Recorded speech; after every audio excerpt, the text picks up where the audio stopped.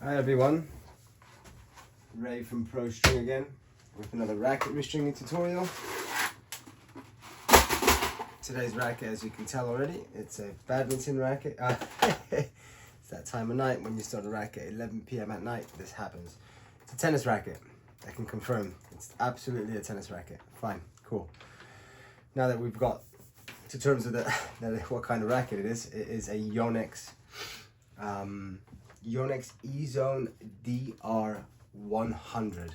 Yonex DR Ezone 100, guys. We'll be using Yonex Polytour. This client has always been very far away from breaking strings. In fact, he brings his racket every 3 months, 2 to 3 months. He's actually quite good with that.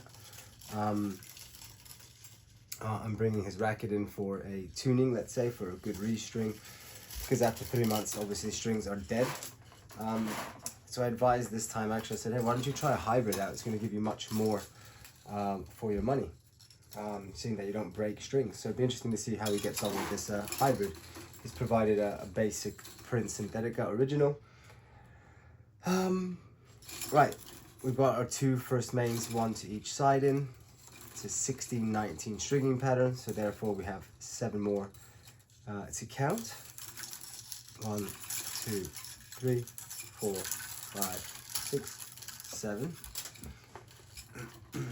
Leave yourself a few inches to reach your tension head, and then what I do is just grab both ends and run the strings through my hands, fingers, and then I cut myself a nice sharp edge, and there you have it. That's our mains, nicely measured, nice and easy. 50 pounds of tension he has requested. And here we go, guys. Make sure you lift your clamp up, as always.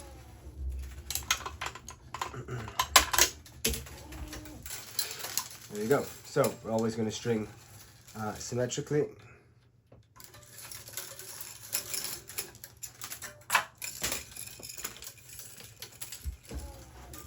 Three strings to each side.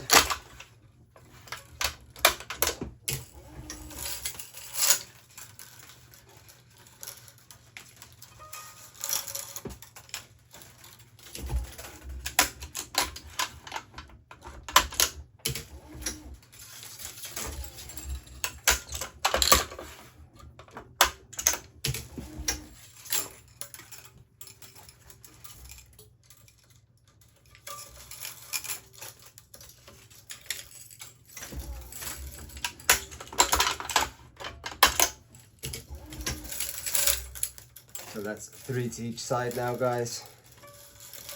And what are we going to do now? We're going to do exactly the same thing all over again. 3 to each side.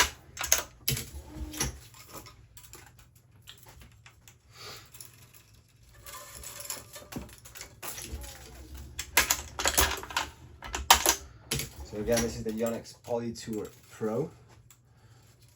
Gauge is 125 millimeters.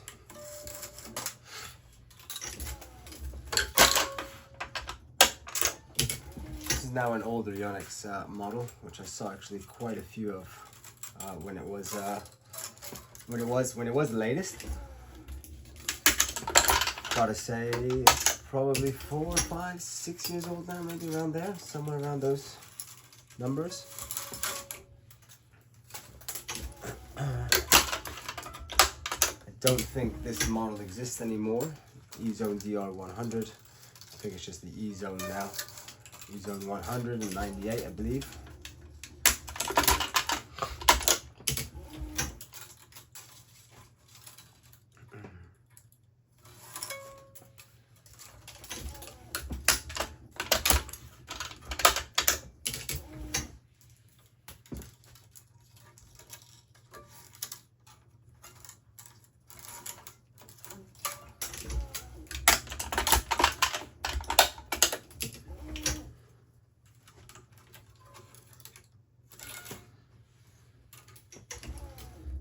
Whoops.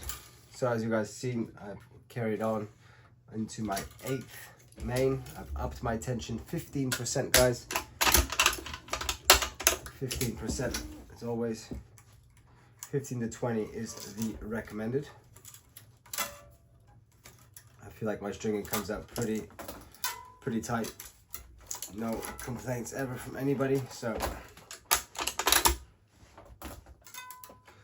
complaints I get are, you didn't use the right color. And then I just tell them, was I meant to read your mind? Most people don't put this on the labels, despite the labels now being changed. It says color and do not string.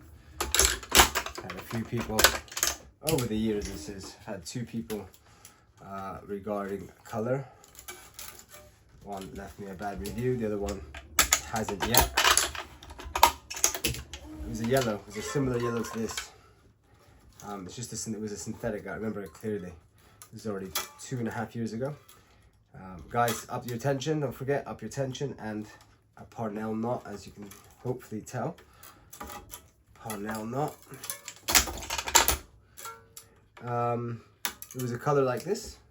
She didn't say she didn't want a certain color, so you know, I can't stop and call everybody and ask them what color they want. I try my best with the overgrips. I know that's, a lot of people can be fussy with overgrips, so people tend to be less fussy with strings, oddly enough. So that person left me a stinking review. It's actually a 3-star. She could have left me a 1 on this, but and the worst thing about it, I'll tell you in a minute. Prince Synthetica Original, 16 gauge, which is 130 millimeters, guys. 7.5 lengths of the racket. 4, 5, 6, 7.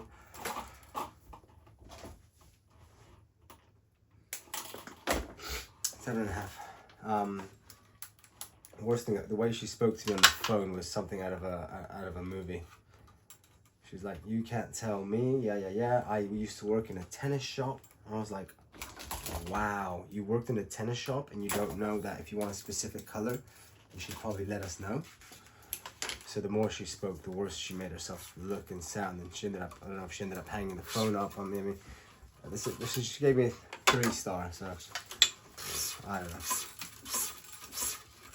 So surprised she didn't give me a 1.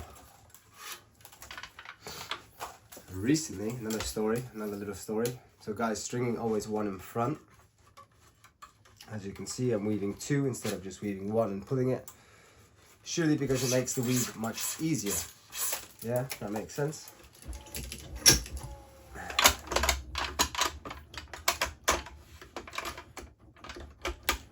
Another one recently was a guy I had strung for a year ago. Another return client. He said, "Please be careful with my racket this time. You scratched my racket last time." I took a few pictures of normal wear and tear, scuffs, or dings, as some people call it. There's quite a few of them on his racket. So I took a picture of 4 or 5 and I said, "You telling me I did all this?" He's like, "Yes." So after using his racket for 6, 8, 10 months, something like that. Yeah, he had the audacity to tell me to be careful to not scratch his racket. I said, "You're telling me I did that?" He's like, "Yes, you did that." I couldn't believe it. So in 6 years, coming up in June, I have never told anybody not to come back. Some people have not come back just because that's sometimes the nature of the business or whatever it might be. They go on to find other stringers, but I actually told this guy not to come back. Straight away left me a stinking review, a 1-star, saying that all my reviews were fake. Unbelievable. Unbelievable. So that was that one. So the only 2 bad reviews I've had. Somebody about the color and another person saying that I'd scratched the racket 8 months later. Saying that I had scratched the racket. I don't know if they bought the racket new from me. I think they actually bought the racket from me. The guy that was saying I had scratched his racket. I don't know. We obviously have to transport. I mean, if the racket's new, it normally comes in a plastic bag, as this. Right, for example, bags that come in normally. If you bring the racket in a bag, it goes back in a bag. Now, whether we have to transport them, of course, even if we didn't, sometimes when they're laying around, or well, not laying around, I mean, I've got carpet underneath me here, so It's not like that they're just laying on a hard surface there, you know. We're very careful with everybody's racket. I think it's important to not scratch people's rackets. But anyway, that was that story. I'm yet to get it removed from Trustpilot because I've been forwards and backwards with emails with Trustpilot. They keep telling me to flag the email. I've obviously flagged the email quite a few times. For some reason it doesn't show up on their system. I don't know. Anyway, sometimes I say, sometimes a couple reviews aren't a bad thing. A couple bad reviews. No, obviously nobody wants bad reviews. But sometimes when there's no bad reviews, what does that make you think? That they're fake reviews. Like this guy, he saw one review. I only started Trustpilot a couple years ago at the very most. I mean at the very most. And when you see only good reviews, it's questionable, right? It can be genuine. It genuinely can be genuine. Some people do a good job all the time, and whatever it is they might be doing. But this guy was saying that all our reviews are fake. Surprised. And that was his title. The subject was "All Fake Reviews?" ? I believe it was. It's like, wow, okay. He didn't even talk about the scratches on his rackets. He just attacked us on. He was so upset that I told him not to come back anymore. He's obviously got to find, I guess, the location that he was using in Fulham was working quite well. Guys, move that hand. This is a hybrid polyester synthetic gut. This is moving really smoothly. I mean, the synthetic gut is quite average, low quality, so you could pull this as quick as you want and it wouldn't probably even damage. Not recommending that, but just saying, like, there's very little friction between these two strings, which is I've never really seen before. So little, it's just so smooth. The synthetic gut, this Prince original synthetic gut is quite smooth. I'm not saying it's a great synthetic gut, but I have a client that loves it, strings his racket there's a video that I posted of a head, I can't remember what it is now. But anyway, yeah, he absolutely loved it. But anyway, there's people out there for everything, guys, as you probably know. It's hard to make thousands of people happy that are strung for. You're gonna have a slip up somewhere, somehow, with someone. And that's part of doing business with the general public. It's never gonna be that straightforward, unfortunately. Nope, not at all.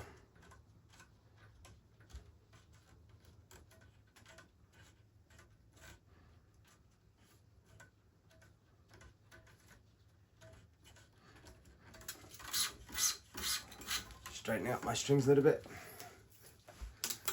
This stuff seems to be very slippery and sliding down, despite holding it up nicely. Maybe I've got to give it a bit more of a support, maybe up here, push it. I don't know. Don't normally have to push it really hard, or not hard at all.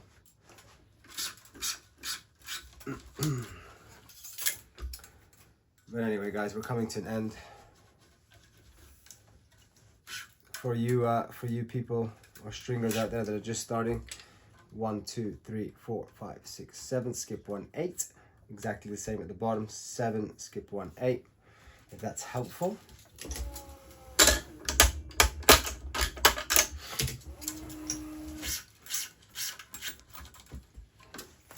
seems that's a thing that a lot of people don't understand when they start stringing, regardless the level of understanding or level of tennis that they might play, or squash or badminton. People that I've taught in the past, they look at it like, do I skip this one? Which one do I skip? It's like, just put the string, don't be afraid to make mistakes. Put the string through and have a look. Does it look correct? Does the spacing between the strings, the vertical strings, look appropriate? If you're not sure, grab a racket. Grab one of your rackets or anyone's racket and just have a look. Like, does that look right? Because the spacing, they're all relatively similar, right? Obviously 16, when I say similar, I mean 16, 19s all look similar and so on. 1820, of course, everything's closer together because there's more strings naturally. So yeah.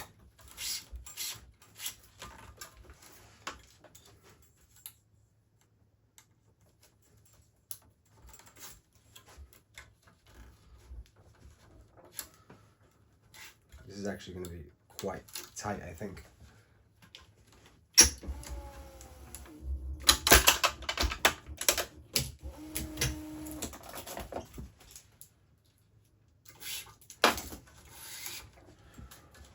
Bosh, bosh, push, bash.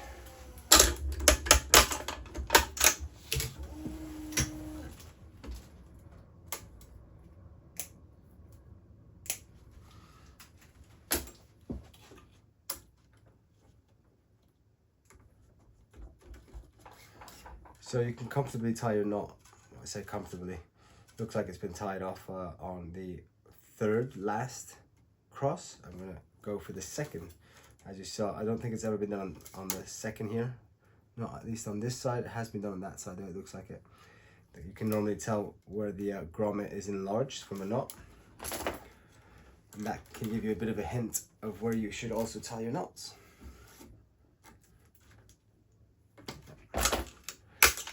There you have it, guys.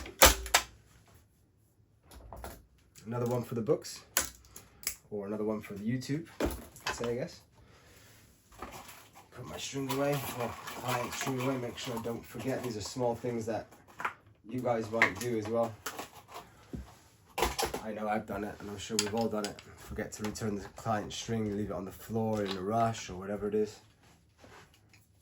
All right, I kind of straightened up halfway through, didn't I? So there's yeah, nothing really to do. Make sure you guys try to keep your strings as straight as possible when you're doing your crosses, because that will affect the tension afterwards when you start straightening up your strings afterwards when you finish. So very important little tip there, guys. Thanks for tuning in as always. I hope there was lots of or at least some useful information for you guys. Have a good one, guys. Thanks for tuning in again. Happy stringing. Bye-bye. So that, just FYI, that was the Yonex Ezone DR 100. Take care, guys. Bye-bye.